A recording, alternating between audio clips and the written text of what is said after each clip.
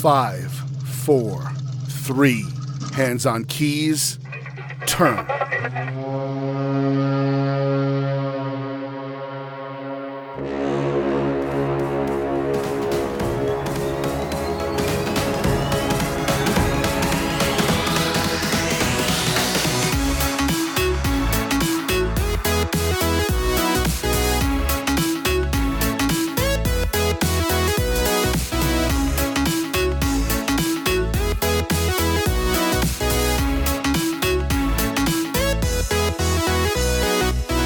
Greetings and felicitations. This is Michael Haspel, and we're going to be picking up on, I guess, this is episode 30.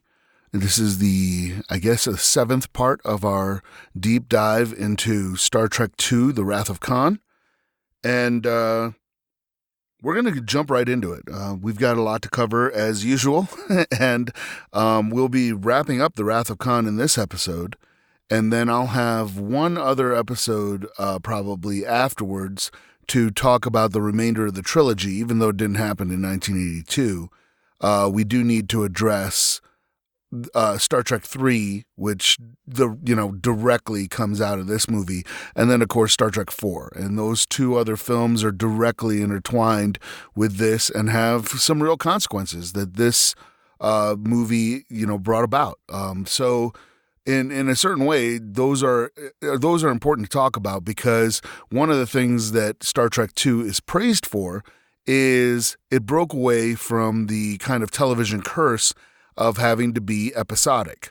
Things changed in this movie, which we're going to talk about in this episode, and those changes didn't go away. They carried through to the rest of the films. And they didn't go back to being, hey, at the end of the movie, everything is the status quo and ready for the next week's episode. That Star Trek, and not just Star Trek, but a lot of episodic shows are sometimes plagued by, is that they don't have an overreaching arc that runs through the seasons.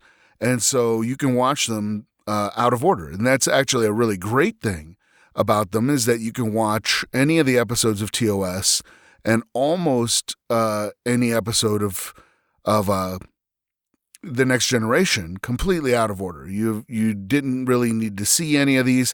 Granted, you may be a little bit lost as to why a character is behaving in a certain manner, or why who a kind of alien is, if it's a recurring character like Q or something like that. But for the most part, for a show that's shown in syndication, being episodic is not a bad thing, as opposed to something like Babylon 5, Deep Space Nine to a greater extent. Not to a greater extent than Babylon 5, but to a greater extent than TOS and TNG, were not episodic. If you just jump right in the middle of season 3 of Babylon 5, you're probably going to be pretty lost as to what's going on and who these people are.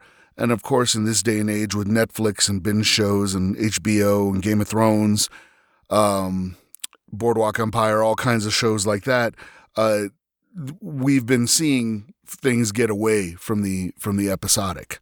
So, although the Orville does a pretty good job to bring that up again, of recapturing that kind of syndication episodic feel. But in any case, we're going to jump right in. And when we last left off, they were headed towards the Motara Nebula at 153 Mark IV. And we're going to lure the Reliant into following them in. And the Motara Nebula, because of the particulates that are there, renders shields inoperative and also messes with the tactical. So the sensors essentially don't work either.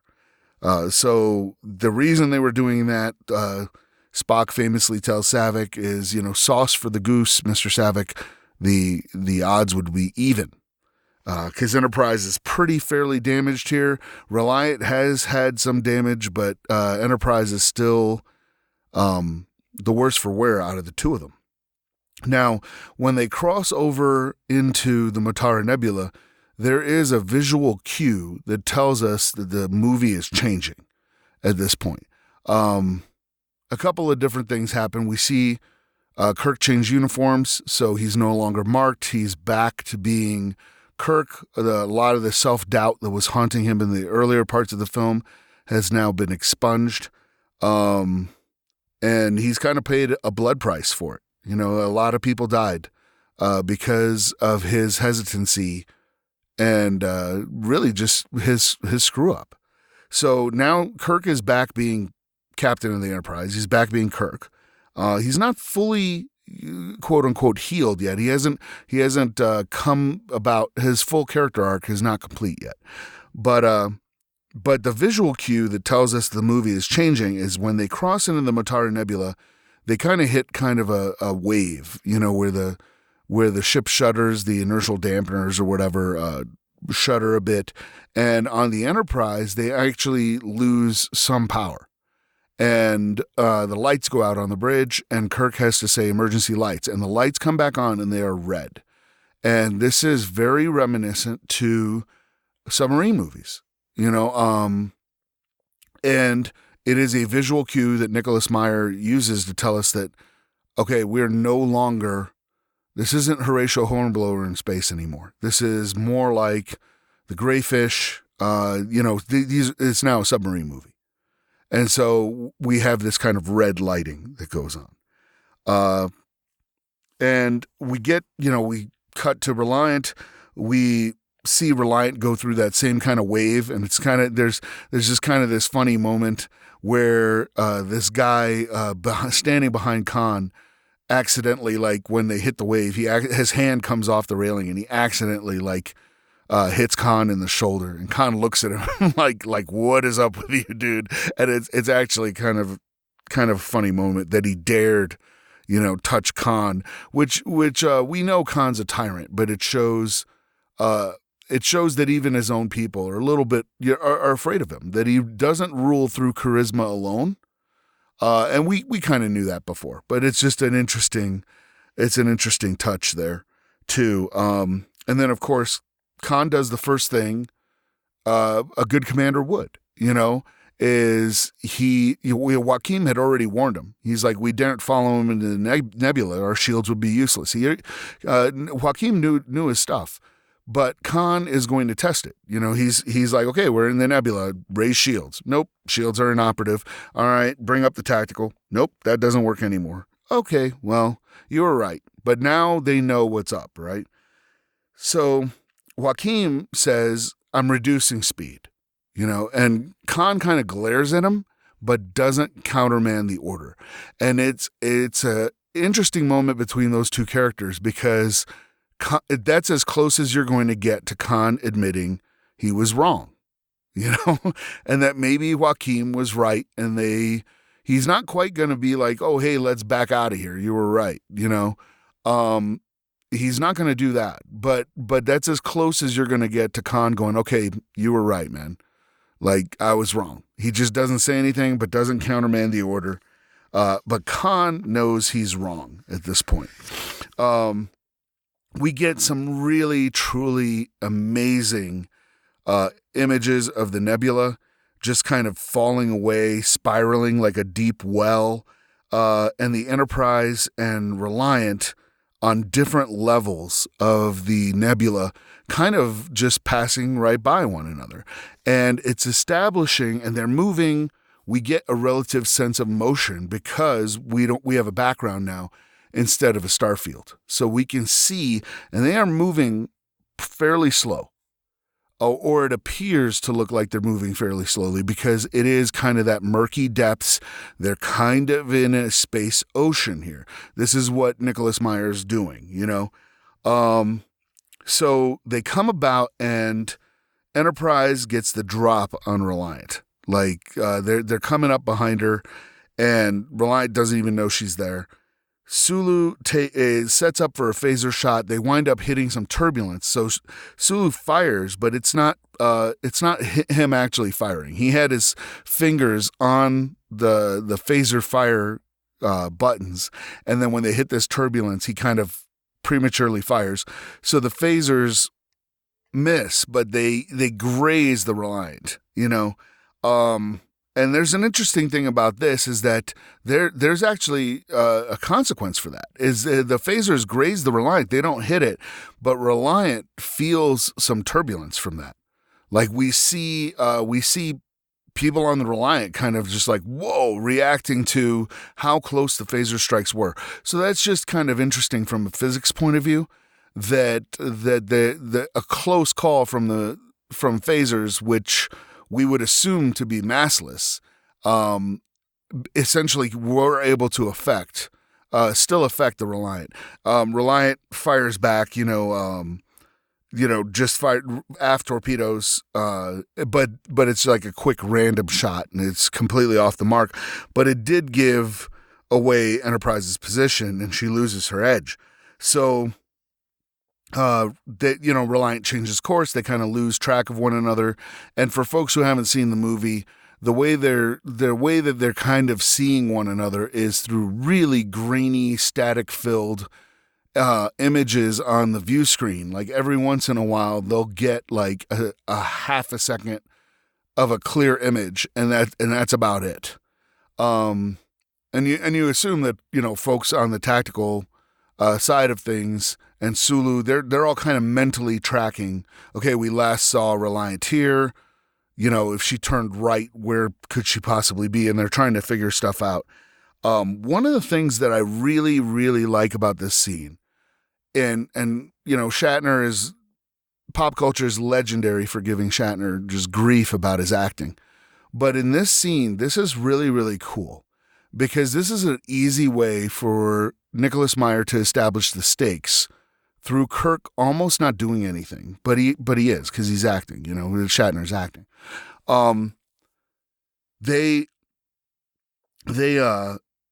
Kirk is not sitting around being cocky. He is very not sure about how this encounter is going to resolve itself.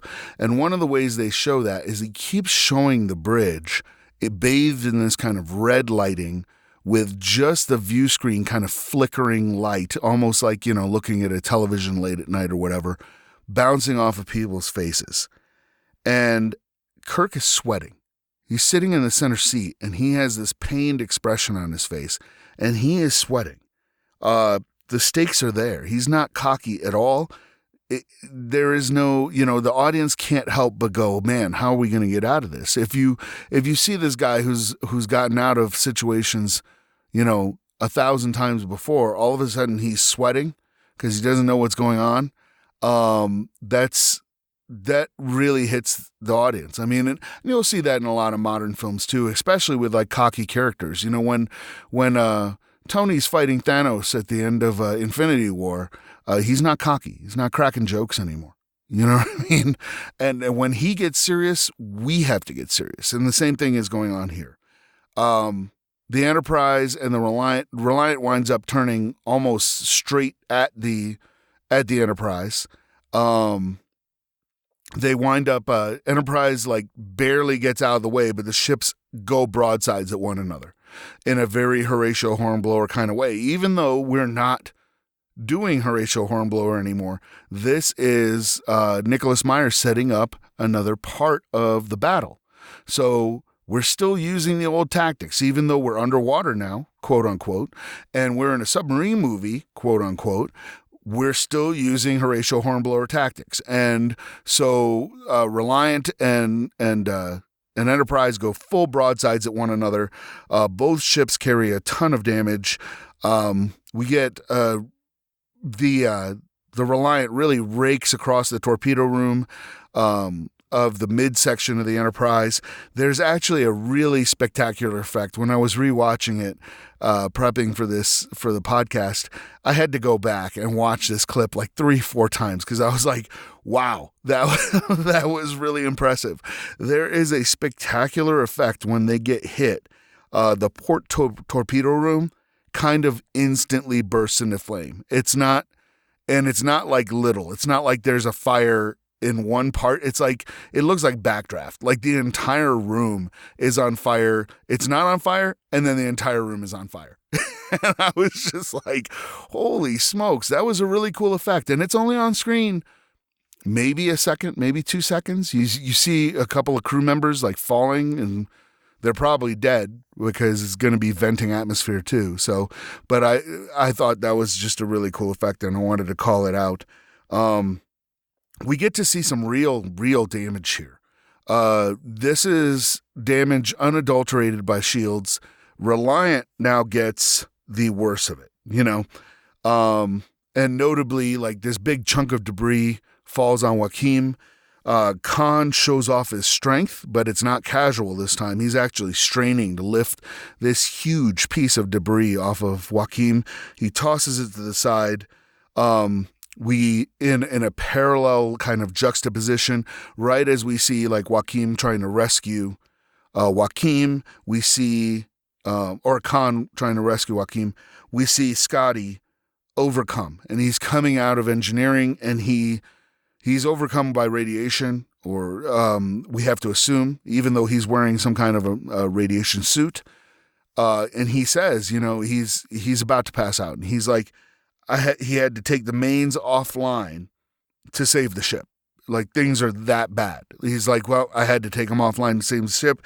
And then he's able to say the radiation, and then he passes out. Now, what's interesting here is that McCoy is in engineering. So things have gone south enough that, like, all the medical crew is in engineering, because there's lots of wounded down there. So we know it is very, very serious. Joaquin winds up dying. He's faithful to the last. He has his line, yours is superior to Khan, and then passes away. So it's a demonstration that both Kirk and Khan have lost someone precious. But for Kirk, that isn't permanent yet. Scotty doesn't appear to be dead. McCoy's not that concerned. I mean, he's concerned that Scotty just passed out, but he's not like, oh my goodness, like he's, it's a life-threatening thing. And we're going to assume that in the 23rd century, they have some kind of anti-radiation regimen that would have fixed Scotty. And right when Kirk loses somebody, he gains somebody back, and it's Chekhov. And Chekhov comes on the bridge, and he's, he says, hey, do you need somebody to lend a hand? And Kirk answers to him. He doesn't say, no, man, get back to sickbay. Like, you had an alien creature in your brain. I don't need you up here. I can't trust you, or whatever. He tells him to take the weapons console, to man tactical. And one of the reasons, I've heard folks say, well, this doesn't make any sense that he would allow Chekhov to do that. And of course, there's probably some background politics that, actors need a certain amount of screen time, et cetera, et cetera.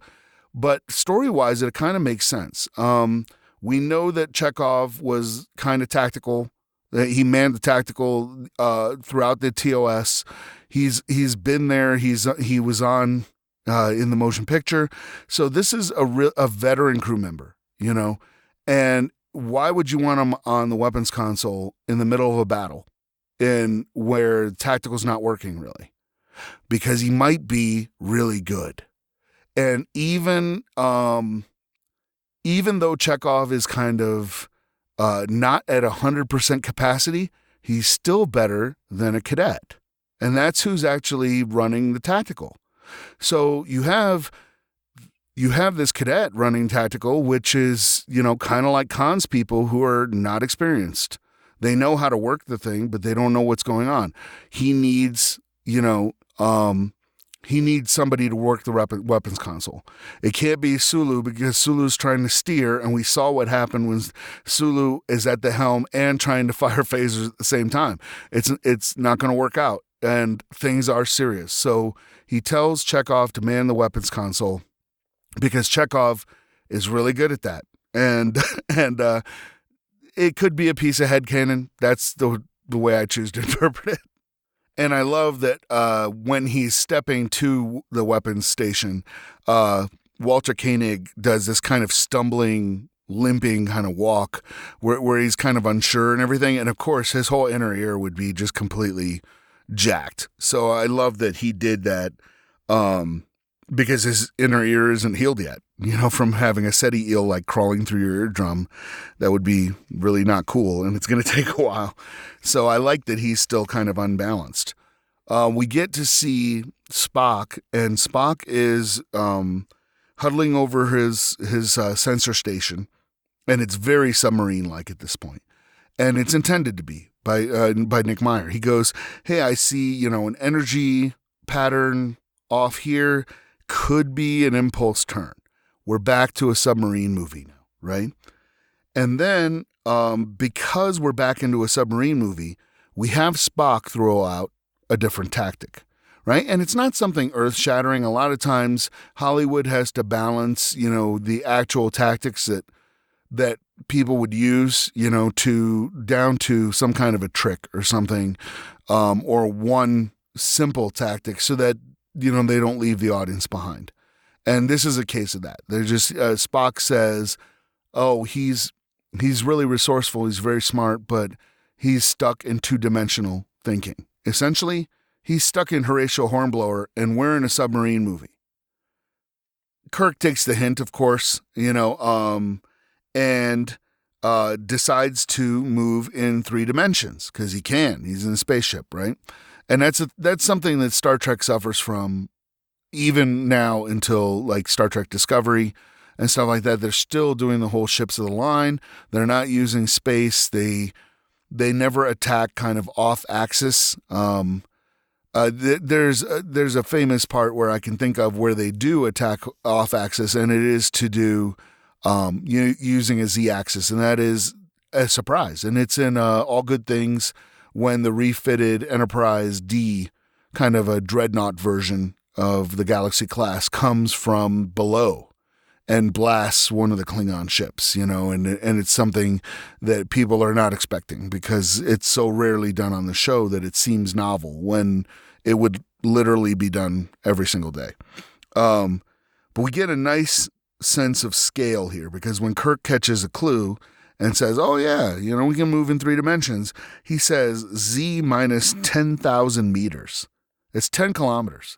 So that's a really, really good sense of scale that even though these ships look like they're moving slow because of these like massive ponderous ships, they're not moving slow. But these are not, they're not X-Wing fighters. They're not going to be zipping around the screen and everything like that, but they're moving. They're moving at a clip. It's just relative to one another and relative to the size of the Matara Nebula, it looks to us like they're moving slow. But when he's like, hey, Z minus 10,000 kilometers, they're clipping. They're moving pretty quick. What I like here is James Horner's score goes completely quiet. We're back in like the Greyfish or Das Boot. We're there. Everybody's quiet. It's almost like and it's artificial, of course, but everybody's like listening because you can't hear Reliant, obviously, but it seems like everybody doesn't want to make any noise and is listening for any possible noise. It's a very human thing to do, even though obviously sound would not carry through the vacuum of space. But it is really kind of a nice touch, brings us back to this whole submarine idea. We see the Reliant crew doing the same thing. They're peering, they're, just at the view screen, no sign of anything. And then Horner's score comes back triumphant. And here comes, Enterprise rising up, but behind Reliant. Reliant has no idea that she's there, and we see Chekhov at the weapon station make the shot. And that's why I was like, yeah, that's why you want Chekhov there, because he's really good. And even without sensors and without everything, he can eyeball it and make the shot.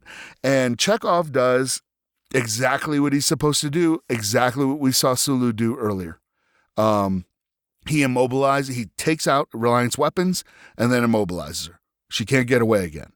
And so we see Reliant's torpedoes, he hits the torpedoes immediately, and then her warp nacelle. And he's firing phasers and torpedoes. So Khan is completely busted up. As far as we know at this point, he might be the only survivor. I don't think he is, but he's certainly the only one moving around on the bridge. But Genesis is his final revenge. And so Khan knows that his time is numbered. But this is his only way of getting kind of the final revenge, you know? And he's just like, no, like the game's not over. You didn't win, you know? And he has probably one of the most famous Moby Dick quotes, to the last I grapple with thee, you know? For hate's sake, I spit my last breath at thee. These are directly from Moby Dick. As Ahab is talking to the whale, as it's just, you know, destroying it's either destroying the Pequod or has just destroyed the Pequod. So he activates Genesis. David's on the bridge. David recognizes the Genesis wave and that it's going to detonate. So Kirk immediately is just like, hey, like not a big deal. We'll just beam over to stop it. But apparently David's like, nah, it's a runaway reaction because I'm kind of foolish, which we find out in the next movie anyway, and he didn't build safeguards or anything into this thing. So it's kind of a runaway reaction. But Kirk was basically like, hey, we'll just beam aboard and stop it. And I just want to take a quick aside and go, is it really prudent to use the transporters in a nebula that cancels out tactical and shields? Probably not. Like, I'm just going to go ahead and say that's probably not safe and probably like a really good moment for, and as you know, Captain, that's probably a bad idea. But anyway, you know, that stops being an option. But I like that they just threw a quick line in there, just a one sentence. Hey, how come they didn't go over to just stop it? Well, that's why. You know, it's just a quick line. And frankly, more movies nowadays could just use a one sentence thing to explain why a course of action was not taken. So he comes across and says, one of my favorite lines from the movie, Scotty, I need warp speed in 3 minutes or we're all dead. And that starts something, and I'll get into it a little bit more, but it starts what's called a time lock. And it's a really great way to ramp up drama, especially at the climax of a film. So he gives us a specific time, and he tells us exactly in one sentence, right? This is what I need. I needed it during this time, and then a consequence, or we're all dead. He lays it out perfectly, one sentence. Perfect, right? Really great storytelling. We see the look on Spock's face because Scotty does not answer, and that's obviously really unusual for your chief engineer to just like blow off the bridge, especially at a critical time like this. So, and the way Spock reacts kind of tells you everything you need to know, right? Is there are a number of different people you would assume that can fix the mains and get the warp drive back online, right? But there's only two people on board that could get the mains back online in the 3-minute time lock that Kirk just stated, right? And I suppose in movie time it's probably longer, but it's supposed to be, you know, very, very quickly. And it's Scotty and Spock. Those are the only two people that can bring it back. And I know I don't really want to delve into JJ, but this is why in Into Darkness, the same scenario kind of presents itself. And this is why it is utter failure, is because in this scenario, Scotty is your first choice. Spock is your second choice that can bring the mains back online. Kirk does not have the engineering knowledge or the experience or anything to get the mains back online, right? And interestingly enough, how does JJ have Kirk bring the mains back online? He kicks them back into place. And I'm going to quote Dr. Ian Malcolm, the great Dr. Ian Malcolm, and say, technology and violence don't mix. So it's like, it's actually stunningly poor storytelling contrasted with really good storytelling. And it's one of the reasons why Into Darkness doesn't work. But anyway, we're not talking about that. we're just going to jump back here. So Spock gets up, doesn't tell anybody anything because he knows he's going to get stopped if he gets told anything. And he understands what needs to be done. What is interesting here, and it is somewhat of a mistake, I think. It could be a mistake, could not be a mistake. There's an easy workaround, but it is telling that in order to ramp up the tension, again, we're now running against a clock, even though it has been expressly started, but we don't have like a running clock on the bottom of the screen like in 24 or something like that. But Spock is taking maintenance ladders to get from the bridge to engineering. He's not taking the turbolift. And I'm going to attribute that to the mains being offline. Like, because the mains are offline, the turbolifts you're on auxiliary power. The turbolifts are one of the things that don't work. And we saw this before when Kirk came back from the Genesis asteroid. They have to take maintenance ladders to get back up to the bridge. And Kirk asks, what is working around here? And he's told that, they're not, the turbolifts are not working under SeaDeck. And of course, Spock being logical, he would take the maintenance ladders because it is the surest way to get to engineering. He can't risk getting stuck in a turbolift, like at SeaDeck or something, because it doesn't work. So he's trying to get to engineering as fast as he can in the surest way possible. So he takes the maintenance ladders. And when he gets down there, we have this famous interchange where McCoy sees him. And Spock's just like, okay, I'm gonna go in and fix the mains, and McCoy's just like, no, like, you're crazy. He intercepts Spock, explains the stakes again, right? So Nicholas Meyer is hammering the stakes. If you go into that chamber, you will die, right? Period. So Spock goes, yeah, okay, perhaps you're right. What is Scotty's condition? McCoy turns to talk, gets the Vulcan neck pinch, falls to the ground, and we get this famous Vulcan mind meld, remember, and Spock does that. He grabs the gloves off of Scotty, throws them on, steps into the chamber. And when he steps in there, you can almost feel the fans. Like, oh no, like we had let our guard down because we thought Spock was going to die because of the rumors, and you guys showed us Spock dying in the Kobayashi Maru, so we thought that's where the rumors came from. But now McCoy just told us if you go in there, you'll die, and Spock just went in there. So you can almost feel the fans like, oh no, this is what the rumors were talking about. Spock is going to die. And there's almost a little straw to grasp at here, which is brilliantly done. And it's because McCoy genuinely cares for Spock. So he says, if you go in there, the radiation in there will kill any human. And then Spock says, as you're quite fond of pointing out, I am not human. So we get like a little, hey, maybe, it's like a little, there's an out, there's a clause here that McCoy pointed out that, hey, it'll kill humans, and Spock is Vulcan. So maybe there's something in Vulcan physiology that'll give us a way out.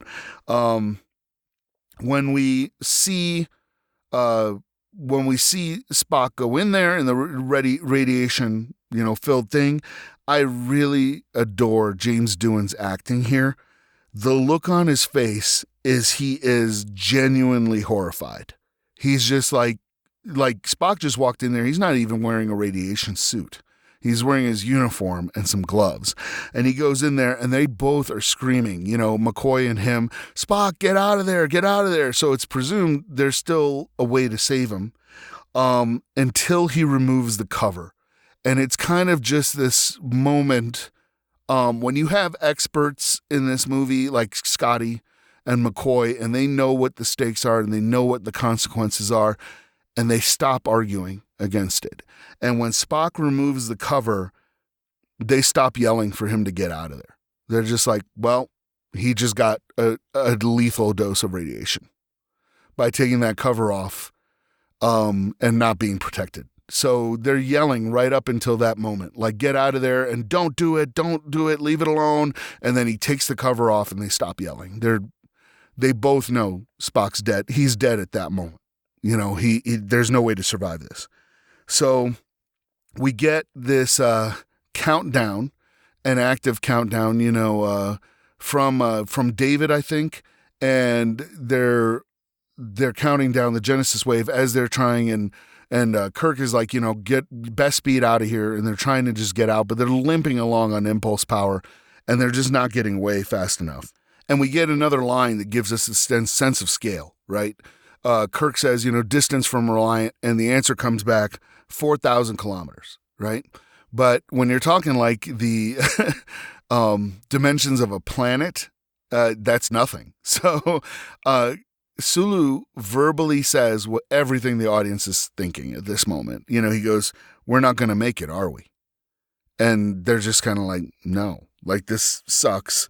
And now I just want to there's two ways to like kind of really ramp up the drama and add suspense to things in the storytelling manner. And one is called an option lock. And that is when you start taking away people's options to do something. And by the way, this kind of thing would start at the beginning of the story. It runs through the entire movie, but it becomes very obvious at the climax. So with an option lock, you start taking away people's options. And a lot of times that's done, I'm trying to think of, Avengers Infinity War is actually a pretty decent option lock, because option lock movies or stories are kind of like, they involve collecting or eliminating, right? So with an option lock story like Avengers Infinity War, you have Thanos who is collecting the different stones, right? So once he's got them all, things are going to be bad, right? Or eliminating, right? So, and usually they're eliminating. They're like, hey, we're going to do this option. That option is now gone. We now have to do this. That option's not gone. And you get to the climax when there's only really one option left. A lot of times that's done in mysteries because you're eliminating suspects, right? And especially in like murder mysteries or something like that. They'll be like, oh yeah, well, we know this guy's guilty, and then we're going to go arrest him. And then you get there and he doesn't answer the door, and they kick in the door and the guy is dead, and he's been stabbed like 48 times or something. So you're like, uh-oh, he didn't just have a heart attack. The killer's still at large, So that's the option lock. The time lock is really, really easy to find. It's 24. The TV series 24 is literally the best example I can come up with. The whole thing takes place in 24 hours. They have a literal ticking clock on the bottom of the screen. The whole thing takes place in real time. So you can when you're watching the show, you can just be like, oh man, they don't have time to wrap up this episode, to wrap up the storyline in the episode, because they only have a minute left. You can look at your watch and see that. And Star Trek II is somewhat more of a time lock story. It's all about dealing with time, like age versus youth, stuff like that. Kirk feels time is running away from him. Time is an ongoing theme. And so here we literally get a ticking clock. We have to get away before Genesis detonates, right? And Khan's still alive. He's looking at the Enterprise backing away, and he's like, another Moby Dick quote from Ahab, "From hell's heart, I stab at thee," right? And then we get this nice, incident happening here where the mains come back online. Kirk's like, "Bless you, Scotty, warp speed." They have no time. They're escaping by the skin of their teeth. And when Reliant explodes just as Enterprise warps away from the shockwave. And we see these kind of successive shockwaves. And what's immediately apparent is the Motara Nebula is no more instantly. It's just gone, right? And there are some people that say that this is like the biggest plot hole in the whole movie, is that the planet, the Genesis planet, in the Motara sector comes out of nowhere. And I'm like, you guys got to pay attention. We clearly see the planet accreting from the remains of the Motara Nebula, from the matter that constituted the Motara Nebula. on the view screen. We can clearly see that. Like, it's not explained, but they show it. They show the planet, forming out of the Mutare Nebula. So I just wanted to address that because it's kind of a little pet peeve of mine. And then Nicholas Meyer kind of snatches away our little victory, right? Yay, our whole crew is saved, right? We won. Khan's dead. Hooray. And then, Kirk calls Scotty to congratulate him, and McCoy answers, which is really bad, right? And McCoy says, you need to get to engineering, better hurry. And Kirk turns, and there's a very poignant image, and got me all choked up, of Spock's seat, and it's sitting empty. And when Leonard Nimoy passed, a lot of people use that picture to kind of commemorate Leonard Nimoy. And so Kirk realizes Spock is gone. Now, he goes and he actually takes the turbolift down. So that's where I was saying there's kind of a little mistake. From a filmmaking point of view, there's no ticking clock anymore. So having Spock take the ladders, that ramps up tension because that's slower than a turbolift. There's no reason for Kirk to be doing that from a filmmaker's ramping up suspense point of view. So he can just take the turbolift. From a technical aspect, you can say, well, the turbolifts are tied to the mains being back online, so they're working again. But it is kind of a little plot hole. And so we get down there. Shatner does this cool little sailor thing coming down the ladder quickly, runs over. And what's very interesting is that Kirk was going to, he doesn't think about things here. He sees Spock. He knows Spock is in distress, sees what's going on, and he was going to run into that radiation-filled chamber to save his friend with no thought or consideration about his own safety. And that's what kind of makes Kirk a hero. That's why we like him, and he gets grabbed and stopped, and they're like, hey, they're going to flood the whole compartment, right? And normally this is where we would get McCoy, because McCoy is the one who says people are dead, like nobody else does, right? And McCoy's the doctor. He's the one who declares stuff. And they're just like, hey, you'll flood the whole compartment, and you're expecting McCoy to say, he's dead, Jim. I mean, after all, it's McCoy's catchphrase. It's one of his catchphrases, right? Is he's dead, Jim.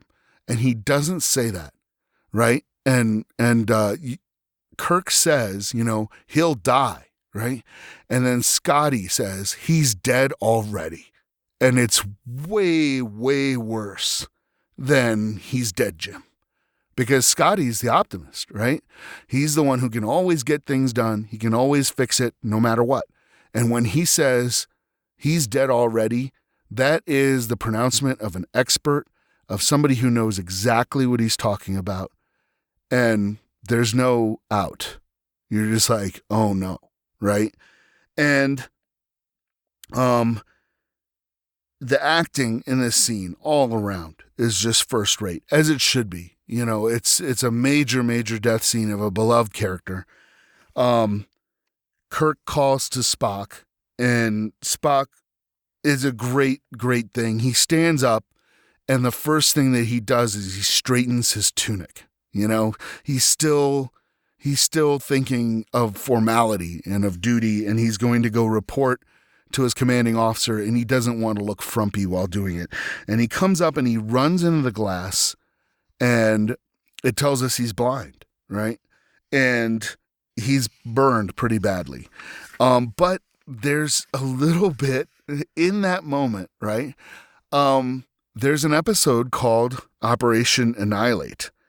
And they have to use this super bright light to rid these parasites of people. And Spock comes out and he's blind.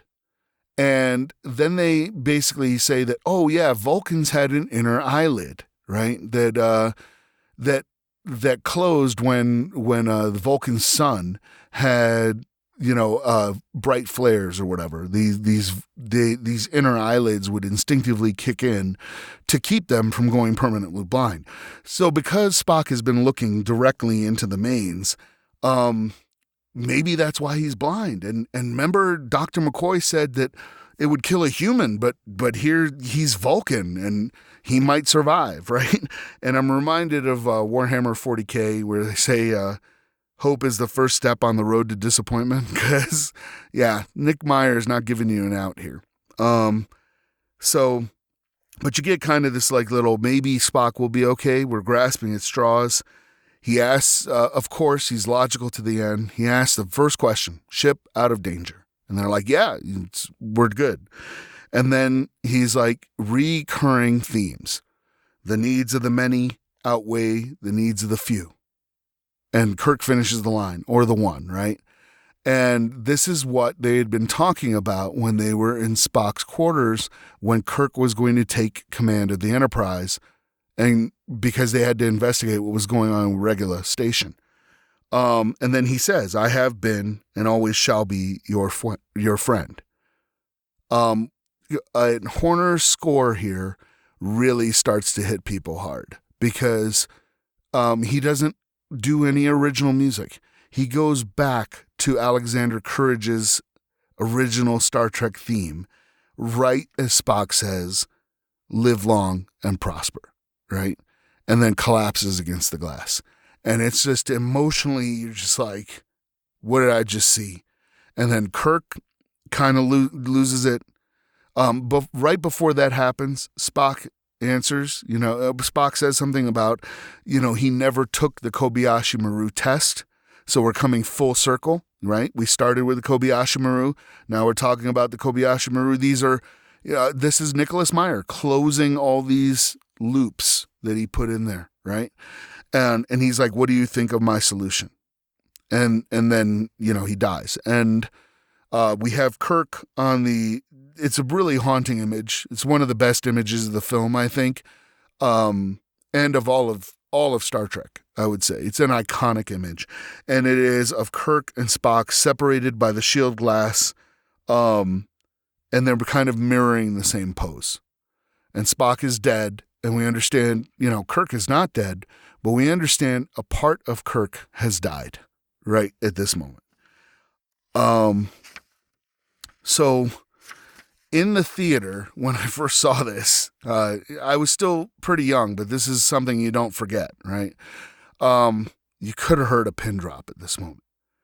It was just absolutely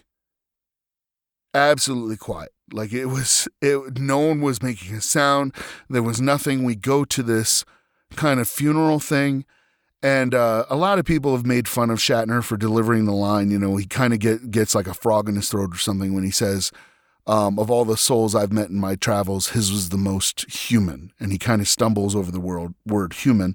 And even Leonard Nimoy kind of poked fun at him over his choice of that. But it was so absolutely brutal in the theater because when he choked up on that line and you see the coffin and it's moving down, you hear somebody says orders, and then Scotty starts playing Amazing Grace. And that was the moment it hit everybody. There's no hope. There's no 11th hour Vulcan physiology, nothing. Spock is dead. And I saw grown men cry in the theater when that happened. It was unbelievable. And folks were just like, people were sobbing. It was just one of these really, really emotional, great storytelling moments. And tellingly on screen, Savick, who is supposed to be Vulcan, is crying. And I thought it was a really good choice on Kirstie Alley's part and everything to kind of show that. And we cut to Kirk, and he's in his quarters, and he's trying to read the end of Tale of Two Cities. And he throws on his glasses and then takes them off again because one of the lenses is broken. Now, we keep talking about the Star Trek triangle. This is really overt symbolism. These glasses were useful to Kirk because he can't see without them, given to him by McCoy, and now one of the lenses is broken, which symbolically ties directly to the death of Spock. So he's lost one of the lenses. He can't see clearly anymore. That's exactly what the story is telling in a visual way. That, with the glasses broken, he can't see. So he's not exactly rudderless, but he's only seeing out of one eye now. He doesn't have the triangle is just not a triangle anymore. It doesn't work. So it's David comes in to talk to him, and Kirk throws on his uniform tunic and immediately starts making excuses. He can't speak to his estranged son. He's still hiding behind duty and rules and regulations, right? He doesn't know how to be personal, how to have emotions that are real, even though we saw him in the Genesis asteroid really wanting the life that had never been, right? He really kind of wanted that. And now here's David trying to connect with his dad, and he can't do it, right? And so they sit there and they talk a little bit, and he's like, he says that he's never faced death, that he cheated death, and he patted himself on the back for being able to cheat death, right? And then David, again, we're closing up all the loops that we've set up throughout the story. David calls back that he told Lieutenant Savick how we deal with death is at least as important as how we deal with life. And that was the purpose of the Kobayashi Maru. And we know that this Khan thing was the first time Kirk's Kobayashi Maru. So the Kobayashi Maru theme is now definitely locked up. Where, Kirk, obviously David was not there at the Kobayashi Maru when Kirk told Savick that. So Savick told him, and that comes from, there was supposed to be in some of the early drafts this kind of burgeoning relationship between David and Savick, that they're kind of spending time together. And so she's told him what happened and the lessons that Kirk tried to impart to her. And then David tells him, I'm immensely proud to be your son, and we see this kind of awkward hug. So Kirk is adapting to having this life that, he's not able to hide behind duty anymore. So we close that loop. And then just like the movie starts, we're going to wrap it up with a captain's log entry, right? That starts to sum up what everything's going on. And it ends with a captain's log of Kirk saying, hey, we're en route to SETI Alpha 5 to pick up Reliance crew. And he starts to, sum up everything. And he quotes, "It is a far, far better thing that I do now than I have ever done before, a far better resting place I go to than I have ever known." And that is the end of The Tale of Two Cities, where one of the characters sacrifices themselves so the other character can get away, which is what happened, of course, in Star Trek II, is, Spock sacrificed himself so the whole ship could get away, but really to save Kirk. And this is, again, closing up things. We have the movie starts with when Kirk speaks to Spock, it was the best of times, it was the worst of times, which is the opening of The Tale of Two Cities. We now close with the closing of The Tale of Two Cities, closing that loop, closing that circle, bringing everything, all the storylines are being tied up. And then Carol asks Kirk, as they're watching the planet, Genesis planet, continue to form and become, and it starts to look more habitable. It looks more like a planet now. There's like clouds on it. There's, there's even like a little sun that's orbiting it. And he says, Carol goes, "How do you feel?" And he says, "I feel young." Right? And so now Kirk's arc is closed. He's no longer this guy concerned about reaching middle age and having this kind of midlife crisis. He's been healed through a rather horrible crucible of Khan and Spock's and everything that's happened in the story. So this is where the film originally ended. And during the test screening, you can find some video on YouTube and stuff of producer Harv Bennett talking about during the test screening, when people left the theater, it was like people leaving a funeral, and it was absolutely horrible. And that's where Nicholas Meyer wanted it to end. So they went back and they filmed an additional line in the captain's log where Kirk says, as my friend was fond of saying, there are always possibilities. And then they added footage, and this was shot like at the 11th hour before filming by some of the crew. They went out to the Golden Gate Park with Spock's casket tube, and Leigh kind of showed that Spock's casket tube had soft landed on the Genesis planet. So they show Spock's casket tube, and then as it starts to zoom out, we get the prologue of Star Trek, the one that everybody knows, right? Space, the final frontier. Only this time, for the first time in the history of Star Trek, it's read by Leonard Nimoy. And then Horner's score takes us out, instead of being somber and funeral, it takes us out on a high note. It's actually like buoyant music that carries us out. And it gives everybody the hope that they needed. Now, if they had never made Star Trek 3 or even replaced Leonard Nimoy, they had a bunch of contingency things. Savick was going to take the Spock role. There was also like plans for Leonard Nimoy to return, but as kind of a specter that would appear in mirrors. They had all kinds of other stories that were going on, but these weren't really in place. What they were trying to do was just make people like not leave, on a note of, oh my goodness, this is the worst thing I've ever seen, and I don't want to watch, a Star Trek movie anymore. It's the same reason why in the post-credit sequence of Infinity War you get Nick Fury with the pager, right? It gives people hope. The story's not over. There's hope. There's something that can happen. So they changed that line in the captain's log. They had the prologue being read by Leonard Nimoy, and then to tie everything back. And this is why I think this is just absolutely one of the best stories really ever told, right? It was so well done.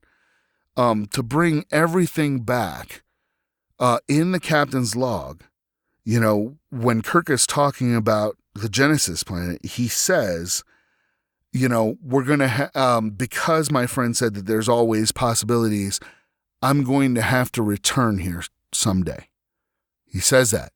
And it's very, very reminiscent of the end of Space Seed, where Spock says, that we're going to need to come back in 100 years to learn what crop sprung from the seed we planted today. And Spock's coffin is another space seed. And the whole thing comes full circle. And it's just brilliantly done. So that's going to do it for me this time. We're going to have one more episode where we follow the consequences of this film through Star Trek 3, The Search for Spock, and Star Trek 4, the one with the whales. I'm joking. It's The Voyage Home. And we'll cover that. And that's it for me right now. So until next time, keep it clean and green. Mike, out. You have been listening to Quantum Froth Dispatches by Michael Haspel. Music and other cues are provided by The Fat Rat. The song you're hearing is Monody, featuring Laura Brem. If you would like to support the podcast, please visit www.patreon.com/QFD. Thank you for listening, and we now return you to your mundane reality.